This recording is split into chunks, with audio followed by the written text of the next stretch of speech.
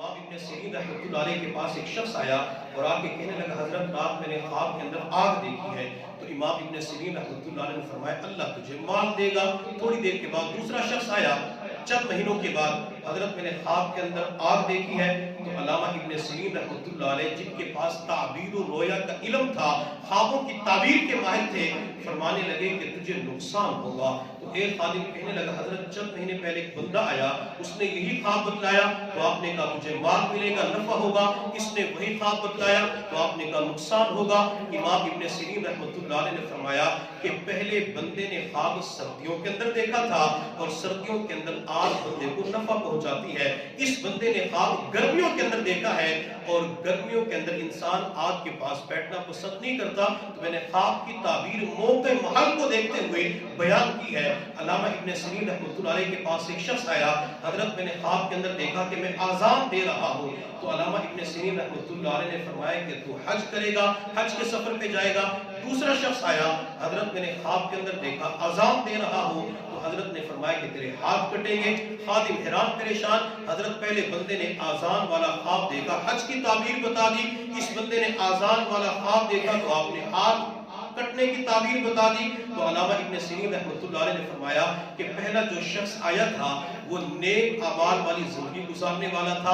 اس کی زندگی کے اندر مجھے نیکی نظر آئی تو پھر میں نے قرآن کے اوپر نظر دوڑائی تو قرآن کے اندر ابراہیم علیہ السلام کے بارے میں اللہ فرماتے ہیں کہ آپ حج کا اعلان کر دیجئے. تو وہ کہ جو نیکی کی زندگی گزارنے والا خواب کے اندر آذان کو دیکھتا ہے تو اس کی تعبیر یہ کہ یہ بندہ حج کے سفر پہ جائے گا. اور جو دوسرا بندہ آیا تو اس کی زندگی کے اندر مجھے گناہ نظر آئے, مجھے اس کی زندگی کے اندر نافرمانی نظر آئی. اور اللہ قرآن کے اندر ایک جگہ فرماتے ہیں وَأَذَّنَ مُؤَذِّنٌ أَيَّتُهَا الْعِيرُ إِنَّكُمْ لَسَارِقُونَ. ایک بندے نے آواز دینے والے نے آواز دی کہ تم چور ہو. تو میں نے قرآن کی آیت کو سامنے رکھتے ہوئے اس بندے کے بارے میں کہا کہ اس کا ہاتھ کٹے گا. تو ہر خواب کی تعبیر ایک جیسی نہیں ہوتی. بعض مرتبہ لوگ کیا کہ تعبیر و رویا کو اٹھاتے ہیں اور اسی کے اندر دیکھ کے کہتے ہیں اچھا یہ تو نقصان ہوگا.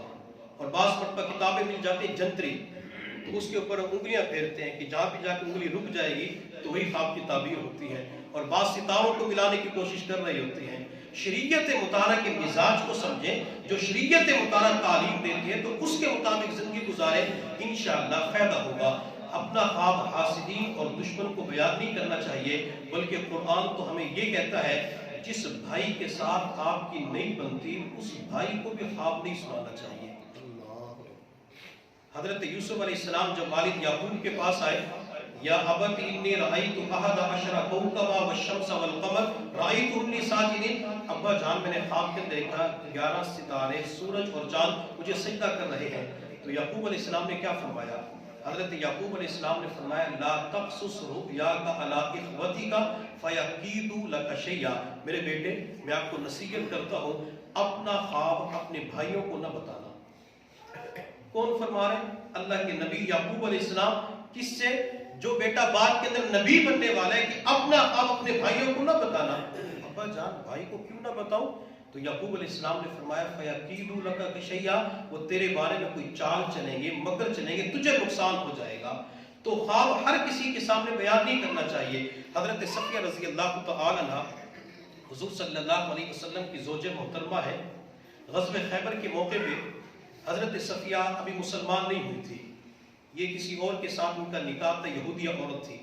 تو انہوں نے مسلمان ہونے سے پہلے خواب دیکھا کہ خواب کے اندر ان کی جھولی میں چاند آ کے گرا ہے. یہ صبح کا وقت ہوا, اپنے خاوند کے سامنے کہا کہ میں نے رات خواب کے اندر دیکھا کہ چاند میری جھولی کے اندر آیا. تو خاوند نے زوردار تھپڑ اپنی بیوی کے چہرے پہ مارا اور کہنے لگا کہ تو دو جہاں کے سردار حضور صلی اللہ علیہ وسلم کے ساتھ نکاح کرنا چاہتی ہے؟ کیا تو نبی علیہ السلام کے نکاح میں جانا چاہتی ہے؟ اب تعبیر دیکھیں, اس بندے کی فوراً تعبیر بتائی اور غصہ بھی آ گیا کہ مجھ سے نکل کر وہاں جانا چاہتی ہے, چونکہ یہودیہ تھی. اللہ کی شان, یہ اگلے دن یا چند دنوں کے بعد خاوند قتل ہو گیا. صفیہ قیدی بن کے نبی علیہ السلام کے پاس آئی اور صفیہ کا نکاح نبی علیہ السلام کے ساتھ اسلام لانے کے بعد ہو جاتا ہے. جب نبی علیہ السلام صفیہ کو ملنے کے لیے پہلی رات ان کے خیمے کے اندر گئے تو نبی علیہ السلام نے چہرے کی طرف دیکھا تو صفیہ کے چہرے کے اوپر نشان تھے. تو میرے محبوب نے فرمایا کہ صفیہ یہ نشان کیسے ہیں؟ اللہ کے نبی میں نے چند دن پہلے خواب دیکھا تھا کہ میری گود کے اندر چاند آ کے گرا ہے. تو میرے خاوند نے کہا کہ تم مسلمانوں کے پیغمبر سے نکاح کرنا چاہتی ہے؟ تو میرے محبوب صلی اللہ علیہ وسلم نے ارشاد فرمایا صفیہ تو نے خواب ٹھیک دیکھا تھا، تو نے اپنی گود کے اندر چاند کو دیکھا اور اللہ نے تجھے عرب کا چاند عطا فرما دیا. تو یہ صفیہ نے خواب دیکھا تو اللہ نے اس کے خواب کی تعبیر کو مکمل فرما دیا. تو خواب ہر کسی کے سامنے بیان نہیں کرنا چاہیے، یا تو عالم کے سامنے بیان کریں، یا دوست کے سامنے جو مخلص ہو، یا پھر انسان خیر خواہ کے سامنے بیان کرے. اور جس بندے کے سامنے خواب بیان کیا جائے تو اس کے لیے شریعت مطہرہ کی حکم یہ ہے کہ وہ بندہ اس خواب کی اچھی تعبیر بیان کرے، وہ خیر کے پہلو سامنے رکھ کے بیان کرے تاکہ اللہ تعالیٰ اس کے بارے میں خیر